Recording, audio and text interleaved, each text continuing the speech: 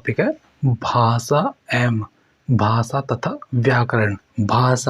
भाषा शब्द की उत्पत्ति संस्कृत की भाष धातु से हुई है। इसका अर्थ बोलना या कहना होता है। भाषा अभिव्यक्ति का माध्यम है। ध्वनि, शब्द, वाक्य और अर्थ भाषा के अवयव हैं। ध्वनि में आएगा, ध्वनि क्या होता है? ध्वनि में है, ध्वनि भाषा की सबसे छोटी इकाई। इसे वर्ण भी कहते हैं। वर्ण का अपना कोई अर्थ नहीं होता। वर्णों के मेल संयोग से जिस सार्थक वर्ण समूह या ध्वनि समूह की सृष्टि होती है उसे शब्द कहते हैं। शब्द और अर्थ का घनिष्ठ संबंध है। शब्द अर्थ से पृथक नहीं रह सकता है। अर्थ के अभाव में कोई भी शब्द निरर्थक ध्वनियों का समूह मात्र रह जाता है। कामता प्रसाद गुरु के अनुसार भाषा वह साधन है जिसके द्वारा मनुष्य अपने विचार दूसरों तक भली भांति प्रकट कर सकता है तथा दूसरों के विचारों को भी स्पष्ट रूप से समझा जा सकता है। लिपि वह ध्वनि संकेत है जिसके द्वारा भाषा का प्रसार तथा संरक्षण संभव है। हिंदी भाषा देवनागरी लिपि में लिखी जाती है, जबकि यूरोपीय भाषाओं को रोमन तथा ग्रीक लिपि में लिखा जाता है। भाषा वाक्य से स्वरूप ग्रहण करती है। वाक्य शब्दों से रूप ग्रहण करते हैं। वाक्य शब्द ध्वनि तथा अर्थ द्वारा भाषा के भाषिक स्वरूप को सामने लाने का कार्य करता है। इसमें है भारत में भाषा के तीन रूप विद्यमान है। क्षेत्रीय बोलियां, यह परिनिष्ठित भाषा, राष्ट्रभाषा, क्षेत्रीय बोलियां। भाषा के जिस रूप का प्रयोग सामान्य जनता अपने समूह या घरों में करती है उसे बोली कहते हैं। भारत में 436 से अधिक बोलियां बोली जाती हैं। यह परिनिष्ठित भाषा। जब कोई बोली या भाषा व्याकरणिक ढांचे में ढलकर एक व्यवस्थित रूप ग्रहण कर लेती है तो उसे परिनिष्ठित भाषा का दर्जा मिलता है। खड़ी बोली हिंदी व्याकरणिक ढांचे में ढलकर परिनिष्ठित हिंदी के रूप में आज हमारे सामने है राष्ट्रभाषा। राष्ट्रभाषा में आएगा किसी भी देश की परिनिष्ठित भाषा जब व्यापक रूप से बहुसंख्यक जनता के सांस्कृतिक तथा राजनीतिक व्यवहार के भाषा रूप में सामने आती है तो उसे राष्ट्रभाषा कहते हैं। राष्ट्रभाषा देश की जनता की जागृति से जुड़कर व्यापकता ग्रहण करती है। भारत की राष्ट्रभाषा हिंदी है। स्थानीय संप्रेषण में भारत के विभिन्न क्षेत्रों में बोलियां बोली जाती है। भारत में 436 बोलियां अस्तित्व में हैं।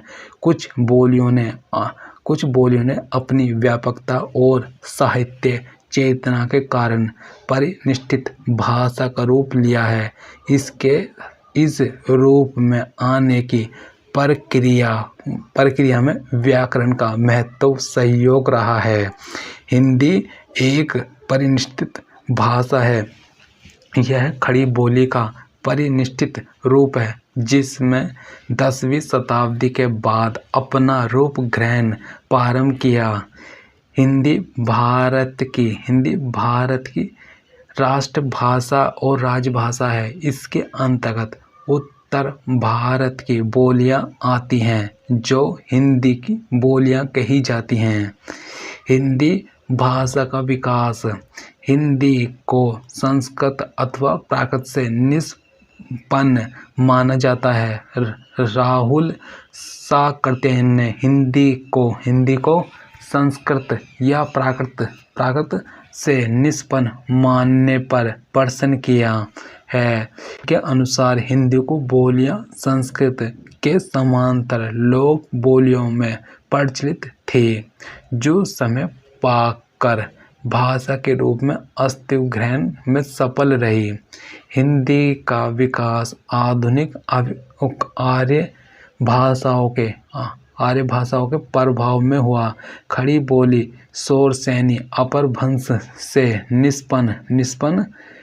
निष्पन्न हुई थी। यह पश्चिमी उत्तर प्रदेश, दिल्ली, हरियाणा के वृहद क्षेत्र में बोली जाती थी। मुसलमानों के शासन प्रारंभ करने के दौरान उन्हें एक ऐसी समग्र भारतीय भाषा की जरूरत महसूस हुई जिसमें वह स्थानीय किसानों, व्यापारियों तथा अधिकारियों से संबंध कायम कर सके।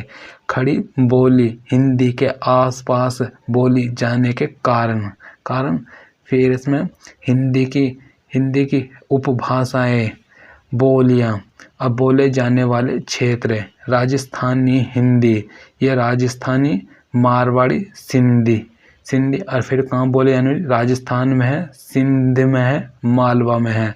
पश्चिमी हिंदी, ये ब्रज भाषा है, खड़ी बोली है, हरियाणवी है, कोरवी है, बुंदेली है, कन्नौजी और ये बोली जाती है हरियाणा में, उत्तरी मध्य प्रदेश में, पश्चिमी उत्तर प्रदेश में, दिल्ली में। और पूर्वी हिंदी, ये अवधी है, बघेली, छत्तीसगढ़ी, ये मध्य पूर्व उत्तर प्रदेश और पूर्व मध्य प्रदेश, छत्तीसगढ़ और फिर है इसमें बिहारी हिंदी, भोजपुरी, मगही, मैथिली, ये बिहार में बोली जाती है और झारखंड में। और पहाड़ी हिंदी, गढ़वाली, कुमाऊनी और उत्तराखंड में, हिमाचल प्रदेश में। भाषा परिवर्तनशील एवं विकासोन्मुख होती है। भाषा के विकसित स्वरूप के दौर में साहित्यिक रचनाएं होती हैं तब साहित्यिक भाषा का व्याकरणिक स्वरूप निर्धारित करना अनिवार्य हो जाता है। शासकीय संरक्षण पाकर इसका विकास हुआ। मुस्लिम रचनाकारों, विशेषकर अमीर खुसरो ने इस भाषा में रचनाएं की थी तथा इसे हिंदवी कहा। यही हिंदवी कबीर, सूर तथा तुलसी की वाणी से मिलकर हिंदी हो गई। हिंदवी अथवा हिंदी में खड़ी बोली के साथ ब्रज भाषा, अवधी, राजस्थानी आदि के शब्दों तथा रूपों का प्रयोग हुआ, जिसने क्रमशः हिंदी को विकसित किया। ऐतिहासिक तथा भौगोलिक दृष्टि से हिंदी की 5 उपभाषाएं हैं। ये हैं राजस्थानी हिंदी, पश्चिमी हिंदी, पूर्वी हिंदी, बिहारी हिंदी तथा पहाड़ी हिंदी। इसके विस्तार तथा अंतर्निहित बोलियों को अग्रलिखित सारणी द्वारा समझा जा सकता है। व्याकरण में आएगा। व्याकरण वह प्रवृत्ति है जिसके द्वारा भाषा का विश्लेषण तथा उसके मानक रूप को स्थिर किया जाता है। किसी भाषा के बोलने तथा लिखने के नियमों की व्यवस्थित पद्धति व्याकरण कहलाती है। इसके द्वारा शब्दों के रूपों तथा प्रयोगों को निरूपित किया जाता है। यह भाषा को शुद्ध लिखने तथा उच्चारण करने तथा समझने का ज्ञान भी प्रदान करता है। इसमें हिंदी व्याकरण संस्कृत व्याकरण पर आधारित है, लेकिन इसे स्वतंत्र मानना मानना अधिक अधिक समीचीन है, क्योंकि इसकी विशेषताएं संस्कृत से अत्यधिक पृथक होने की प्रवृत्ति सामने लाती है। कामता प्रसाद गुरु तथा किसारी दास वाजपेयी ने सबसे पहले हिंदी व्याकरण को लिख हिंदी भाषा को स्थिर तथा परिष्कृत करने का प्रयास किया। हिंदी व्याकरण में 3 तत्वों के आधार पर अध्ययन की प्रक्रिया को स्वरूप प्रदान किया जाता है। ये हैं वर्ण विचार, ध्वनि विचार तथा वाक्य विचार। फिर इसमें है वर्ण तथा ध्वनि विचार। वर्ण तथा वर्णमाला रचना की दृष्टि से वर्ण भाषा की लघुत्तम इकाई है। वर्ण उस मूल ध्वनि को कहते हैं जिसका खंड संभव नहीं है, जैसे ए, कै, च, पे इत्यादि। वर्ण के अंतर्गत अक्षरों की प्रवृत्ति, ध्वनि चिन्ह तथा शब्द निर्माण की प्रक्रिया का अध्ययन होता है। वर्ण के उच्चारण समूह को वर्णमाला कहते हैं। हिंदी वर्णमाला में 46 वर्ण हैं। इसके अतिरिक्त 3 संयुक्त वर्ण और 1 मिश्र वर्ण तथा 2 अयोगवाह वर्ण भी हैं। इन वर्णों को स्वर तथा व्यंजन में बांटा गया है। स्वर वर्ण उन वर्णों को कहते हैं जिनका उच्चारण स्वतंत्र रूप से होता है। हिंदी वर्णमाला में स्वरों की संख्या 11 है। स्वरों को उसके उच्चारण के आधार पर 2 भागों में विभाजित किया जाता है। ह्रस्व दीर्घ। ऐसनार छोटी से उल्लू ह्रस्व स्वर हैं। इनके उच्चारण में कम समय लगता है। आव्याम बड़ी से इक, बड़े से ऊन, ए से एडी, ओ से ओकली, ओ से ओरा तथा री दीर्घ स्वर हैं, क्योंकि ह्रस्व स्वर की तुलना में इन स्वरों के उच्चारण में अधिक समय लगता है। ए से एडी, ए से ऐनक, ओ से ओकली तथा ओ से औरत को संयुक्त स्वर भी कहा जाता है। वस्तुतः इनकी संरचना 2 स्वरों के मेल से हुई है। री स्वर वर्ण है, किंतु तत्सम शब्दों में ही यह स्वतंत्र रूप से शब्द के आरंभ में आता है। अयोगवाह कहलाने वाले 2 वर्ण अमसंगूर, यह अनुस्वार तथा 2 आसनार के पीछे 2 बिंदी विसर्ग है। इनका प्रयोग स्वर तथा व्यंजनों के अंत में ही होती है, जैसे प्रात। ठीक है, ये इसका एग्जाम्पल था। स्वर वर्ण व्यंजनों के साथ शब्दों में मात्रा के रूप में आते हैं। शब्द के आभास तथा अंत में ही ये स्वतंत्र रूप से आते हैं, मध्य में कभी नहीं। स्वर रहित व्यंजन के अंत में हलंत लगाकर शब्द पूर्ण किया जाता है। स्वरों का उच्चारण स्थान कंठ है, जिसका उच्चारण वायु निष्कासन के माध्यम से होता है। व्यंजन में आएगा। व्यंजन का वर्ण है जिसका उच्चारण स्वर की सहायता से होता है। प्रत्येक स्वतंत्र वर्ण के उच्चारण में ए स्वर की ध्वनि छिपी होती है। हिंदी में व्यंजनों की संख्या 33 है। व्यंजन 3 प्रकार के होते हैं: स्पर्श, अंतस्थ, उसम। फिर इसमें स्पर्श व्यंजन में आएगा। स्पर्श व्यंजन का उच्चारण किसी विशेष अंग अथवा अंगों की सहायता से होता है। इनके उच्चारण में कंठ के अतिरिक्त जिह्वा द्वारा तालु, मूर्धा, दंत, ओष्ठ इत्यादि स्थानों के स्पर्श से होता है। इसे वर्गीय व्यंजन भी कहा जाता है। वर्ग वर्ण यह कै वर्ण और यह कै वर्ग और यह वर्ण में आएगा कै कबूतर, ख खरगोश, कै गमला, गह घड़ी, आणे खल्ली कंठ से उच्चारित वर्ण है। और च वर्ग में आएगा और यह वर्ण इसमें बना है च चम्मच, छ छाता, जय झा, जय झंडा, आणे खल्ली तालु से उच्चारित वर्ण। फिर है ट वर्ग, इसमें आएगा वर्ण में ट टमाटर, ठ टटेरा, ड डमरू, ढ ढक्कन, आणे खल्ली मूर्धा से उच्चारित वर्ण। इसमें है त वर्ग में आएगा वर्ण कौन से हैं? त तख्ती, थ थर्मस, ध दवा, ध धनुष, न नल, दंतव्य से उच्चारित वर्ण। और प वर्ग पतंग वर्ण में आएगा फ पतंग, फ फल, ब बकरी, ब भालू, म मच्छी ओठ से उच्चारित वर्ण।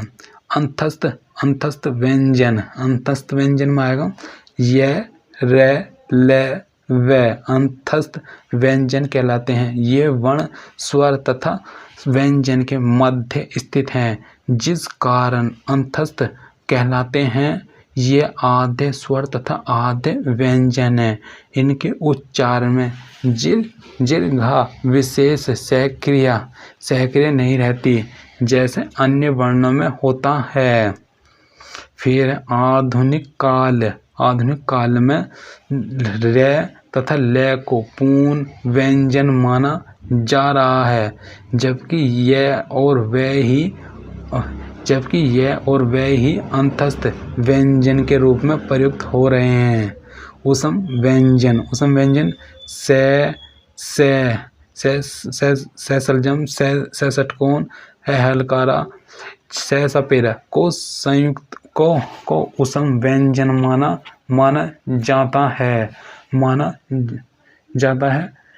इनको उसम व्यंजन इसलिए माना जाता है कि इनके उच्चारण में घर्षण से उत्पन्न वायु का निष्कासन होता है। इनके अतिरिक्त हिंदी वर्णमाला में 3 संयुक्त व्यंजन, 6 छतरिया, त त्रिशूल, ज्ञानी भी सम्मिलित है। से एक मिश्र वर्ण है। ये संयुक्त व्यंजन 2 वर्णों के संयोग से बने हैं। कै हलंत प्लस से षटकोण वाला बराबर 6 आ जाएगा। और त और हलंत लग रहा है और प्लस रह तो ये होगा तर।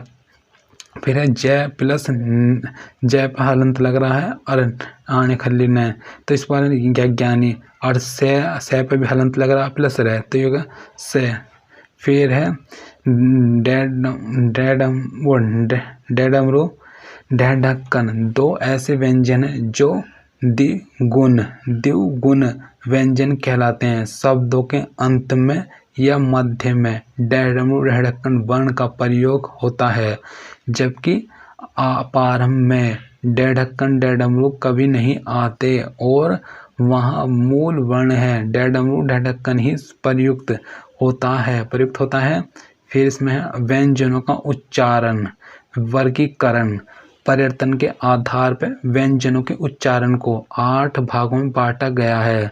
स्पर्श व्यंजन में आएगा कै कबूतर, ख खरगोश, कै गमला, घ घड़ी, ट टमाटर, ठ टटेरा, ड डमरू, ढ ढक्कन, त तख्ती, थ थर्मस, ध दवास, ध धनुष, प पतंग, फ फल, ब बकरी, भ भालू। और स्पर्श संघर्षी में आएगा च चम्मच, छ छाता, जय जहाज, जय झंडा। और संघर्षी में आएगा फ से, है, जय से। अनुनासिक में आ जाएगा अनुनासिक में आएगा आने खल्ली न। फिर मैं, फिर पावरसिक ल। और परकंपित इसमें रा है। फिर उत्क्षिप्त में ढक्कन ड डमरू। फिर है अर्धस्वर में ये व। बाह्य पर्यटन के आधार पर संपूर्ण व्यंजनों को 2 भागों में विभाजित किया जाता है। अल्प, अल्पप्राण, महाप्राण। जिन वर्णों का उच्चारण करते समय मुख से निकलने वाले श्वास की मात्रा अल्प रहती है, वैसे वर्णों को अल्पप्राण कहा जाता है। प्रत्येक वर्ण समूह का पहला, तीसरा तथा पांचवा वर्ण अल्पप्राण कहलाता है। महाप्राण वर्णों के उच्चारण में श्वास की अधिक मात्रा निष्कासित होती है। प्रत्येक वर्ग का दूसरा, चौथा तथा सभी उसम वर्ण महाप्राण हैं। कै कबूतर, गे गमला, डै डमरू, चे चम्मच, जय जहाज, आने खल्ली, टे टमाटर, डै डमरू, ने, ते, दे, ने, पे, भे बकरी, मैं मच्छी, ये, रे, ले, वे, डे डमरू इत्यादि अल्पप्राण व्यंजन हैं। इनके उच्चारण में हवा की कम मात्रा तथा हवा कम शक्ति के साथ बाहर आती है। खे, घे, छे, झे झंडा, डे डमरू, वो ठे ठेठेरा, ढे ढक्कन, थे थर्मस, दे धनुष, फे पतंग, भे भालू, से सलजम, से षटकोण। फिर से सपेरा, है हलकारा। फिर महाप्राण व्यंजन है। इनके उच्चारण में हवा की अधिक मात्रा तथा हवा अधिक शक्ति के साथ बाहर के उच्चारण में तंत्रियों के कंपन की प्रक्रिया होती है।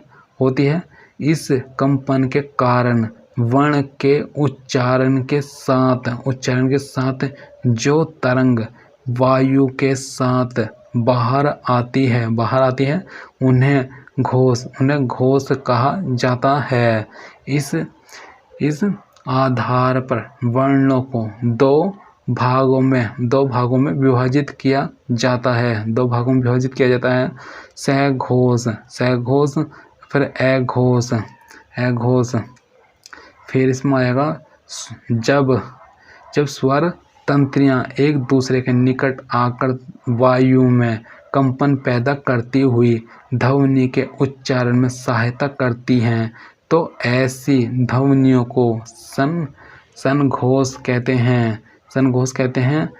तभी वो सभी स्वर वर्ण प्रत्येक वर्ग का तीसरा, चौथा, पांचवा वर्ण तथा अंतस्थ वर्ण ये, रे, ले, वे तथा है सहघोष कहलाते हैं।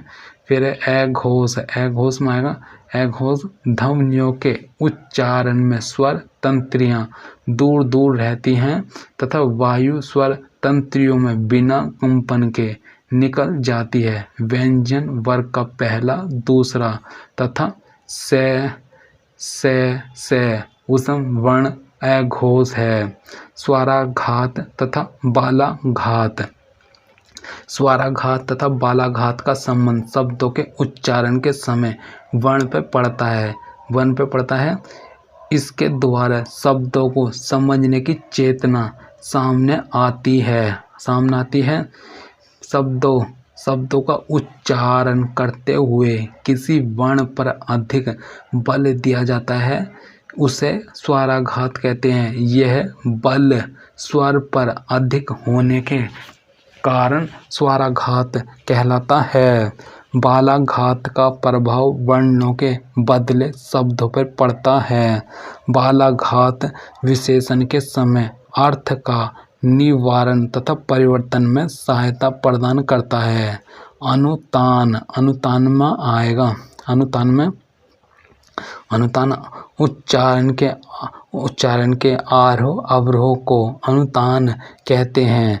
यह आरोह अवरोह शब्द तथा वाक्य का सही अर्थ प्रदान करता है। वह मात्र विचार। इसमें व्यंजन तथा मात्रा विचार व्यंजन तथा स्वर के संयोग से जो रूप परिवर्तन होता है उसे मात्रा कहते हैं। प्रत्येक स्वर की अपनी मात्रा है। ए के लिए कोई मात्रा चिन्ह निर्धारित नहीं है, क्योंकि यहाँ सदा व्यंजन के साथ उच्चारित होती है। अन्य स्वरों की मात्रा निम्न है। आप्याम, फिर इसका आ मात्रा कै हलंत प्लस आ बराबर आगे का, छोटी बराबर होता है छोटी, और फिर कै पे हलंत और ई तो की हो जाएगा की। फिर बड़ी ई की मात्रा तो ये हो जाएगा बड़ी की मात्रा, तो हो जाएगा कै हलंत प्लस बड़ी ई तो की। फिर छोटा वो बड़ा ऊ ये वैसे बनना तीसरा।